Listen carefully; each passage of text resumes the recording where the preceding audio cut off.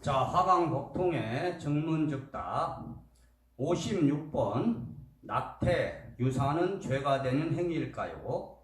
자, 이 질문에 대해서 답을 한번 해보겠습니다. 자, 우리가 어떤 문제에 대해서 그것을 바라보는 관점은 법률적인 관점도 있고 도덕적인 관점도 있고 또 관습적인 관점도 있고 종교적인 관점도 있을 수 있습니다.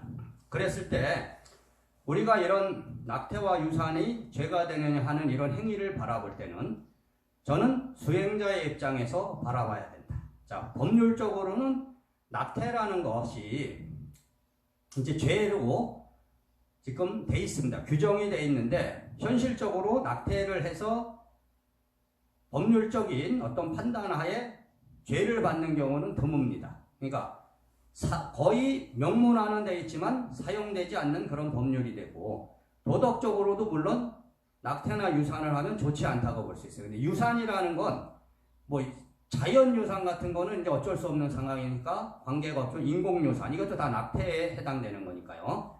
자, 근데 우리가 이 세상을 살다 보면 부득이한 어떤 사정이 생길 수가 있어요. 그러니까 천재지변이라는 것을 우리가 막을 수 없어요. 어떤 자연의 어떤 조화로서 뭐 갑자기 비가 많이 와서 뭐 물난리가 난다든지 뭐 태풍이 와서 뭐 온갖 집들이 파괴된다든지 자연 환경이 훼손되는 거 이런 건 막을 수 없습니다.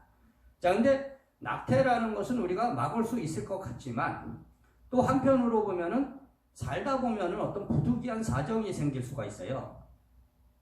지금은 이제 우리가 초음파라는 게 발달해갖고 초음파로 이렇게 이제 촬영을 해서 뭐 이제 이 자손이 태어나면 뭐 장애가 된다든지 이런 거를 충분히 알 수 있는 시대가 되다 보니까 또 그런 것 때문에 낙태를 선택하는 사람도 있고 또 어린 나이에 어쩔 수 없는 임신을 해갖고 또 그것 때문에 하는 사람도 있고 낙태를 해라고 권할 수는 없는 거는 맞고 또 해면은 좋지 않다는 것은 맞습니다. 그러나 부득이한 사정으로 어쩔 수 없는 사정으로 그렇게 행위 자체를 우리가 죄라고 규정하기는 어렵다. 그거는 이제 수행자의 입장에서 바라보는 것이다. 그거를 이해하셔야 됩니다. 어쩔 수 없는 사정으로 그렇게 됐다면 그것은 우리가 대자대비의 마음으로서 참회의 법을 열어야 된다. 그러니까 참회의 기회를 주고 참회의 법맥을 열어서 그 죄를 사할 수 있는 그런 종교적인 천도 행위를 허락해야 된다. 이렇게 보는 거죠. 그렇다고 해서 무분별하게 하라는 것은 아닙니다. 자, 그런 걸 잘 이해하시고 모든 걸 규정을 딱 해서 도덕과 법률과 그런 관습으로 규정만 해서는 안 된다. 그러니까 우리는 종교적인 관점에서 불교적인 수행자의 관점에서 이것을 바라볼 수밖에 없다. 그러니까 그것을 잘 이해하시면 되겠습니다. 자, 57번이 뭐냐면 처음 불교에 입문했을 때 저는 불교가 허무주의가 아닌가에 고민을 한 적이 있었습니다. 어떻게 풀어야 할까요? 자, 불교는 분명히 허무주의가 아닌데 이것을 허무주의로 이해하는 사람들도 있어요, 간혹. 왜냐하면 우리가 이제 출가라는 게 스님들이 가정을 다 버리고 처자식을 버리고 산으로 들어가는 경우가 있단 말이죠.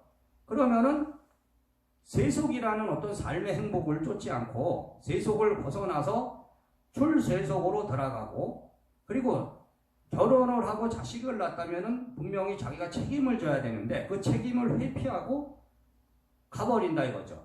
애초부터 결혼을 안 하고 자식을 안 낳았으면 관계가 없는데 그러다 보니까 이건 책임감과 의무감이 없는 것이 아닌가. 또 이제 쇼팽하우어인가 이런 또 철학자가 있었어요. 그 사람이 이제 불교적인 것을 이제 자기 철학의 어떤 하나의 모티브로 사용을 하다 보니까 그것이 꼭 허무주의로 비춰진다. 근데 불교는 아주 현실적인 삶의 종교고 현실적인 행복을 추구하는 종교다. 이렇게 이해하셔야 돼. 그것을 그렇게 허무주의로 만든 것은 제가 볼 때 그것을 올바로 이해한 것이 아니고 자기 마음이 이미 허무주의에 있기 때문에 그것을 투사를 해서 불교라는 하나의 종교에다가 허무주의를 뒤집어 씌워놨다. 그러니까 자기 마음의 허무를 거기다 뒤집어 씌고 동격으로 바라봤던 어떤 잘못이 아닌가. 그리고 인연이라는 건 뭐냐면, 자, 사람이 태어나서 영원히 죽지 않고 살 수 없듯이 만남과 헤어짐은 인연법 안에 다 있어요. 그러면은 우리가 부부가 된다는 것도 하나의 인연으로 바라보고 거기서 자손을 생산하는 것도 하나의 인연으로 바라봐야 된다. 그러니까 지금 부부가 이혼을 하고 또는 뭐 사별을 하고 또 부모도 자식을 봉양하지 못하는 사람, 양육하지 못하는 사람들이 있다 이거죠. 근데 그것을 우리가 이 사회적인 어떤 관점에서만 바라보고 책임과 의무감으로만 규정할 수는 없다. 그것이 또한 피치 못할 어떤 사정으로 또 그렇게 될 수도 있다. 자, 그러니까 그렇게 이해하시는 것이 좋을 것이다. 그러니까 불교는 먼 행복, 이제 불교에도 그런 사상들이 또 있습니다. 저기 죽어서 뭐 천상의 아미타불의 세계에 간다든지 그런 사상들. 그러니까 불교는 현실의 행복을 추구하는 것이다. 지금 여기 이 앉은 자리에서 행복을 추구하는 것이다. 지금 오늘 행복하지 못하다면 역시 내일도 행복한 것이 아니다. 그것을 분명히 깨달아야 됩니다. 그렇기 때문에 자기 마음의 이 상태를 잘 파악하시고 자기 마음이 향하는 것을 바라봐라. 그러면은 자기가 자기의 마음 안에서 일어나는 그런 허무의 마음들이 불교라는 하나의 종교에 투사돼서 그런 마음으로 바라보는 것은 아닌가. 자, 그것을 잘 이해하시기 바랍니다. 자, 58번이면 유비무환이라는 말은 중생들에게만 해당되는 말일까요? 자, 미리미리 방지하는 거죠. 미리 어떤 환란이 닥치기 전에 미리 방비하는 것을 유비무환이란다. 이것은 중생만이 아니고 모든 사람들한테 해당된다. 이 세상에 존재하는 모든 사람들.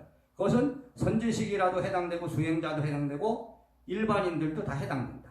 그러니까 미리 준비해야 됩니다. 우리가 언제 닥칠지 모르는 죽음을 미리 준비하듯이 준비해야 되죠. 준비하고 지금 어떤 자연재해라든지 이런 거가 일어나는 이것을 우리가 방지하기 위해서 미리 준비해야 된다. 그러니까 미리 다 방비를 해도 당하는 것은 어쩔 수 없지만 그래도 최소한으로 줄일 수 있도록 노력해야 된다. 그러니까 종교라는 것도 뭐냐면 바로 미리 준비하고 방지하는 것입니다. 어떤 문제가 닥치기 전에 그 문제가 나에게 내 운명에 닥쳐서 내 삶을 힘들게 하기 전에 우리는 그것을 닥쳐오지 않게 막을 수 있도록 노력하는 것이다. 그러니까 사후 죽어서 가는 세상 저승세계는 나중 문제고 가장 중요한 건 지금 하루하루 살아가는 이 삶에 있어서 우리는 오늘이나 내일이나 언제 어떤 어려움들이 닥쳐와서 이 나의 삶에 고난과 시련으로 올지 모르기 때문에 그것을 미리 준비하는 것이다. 그렇기 때문에 수행이라는 것은 끝없는 유비무환의 자세를 가지고 그것을 미리 환난을 방지하기 위한 하나의 준비다. 이렇게 이해하셔야 됩니다. 그렇기 때문에 여기 앉아있는 화강법통만이 아니고 저의 법을 듣는 모든 분들과 그리고 그 이외의 모든 이 대중들은 항상 미리 모든 것을 준비하고 유비무환의 자세를 가져야 된다. 이렇게 생각하시면 되겠습니다. 자,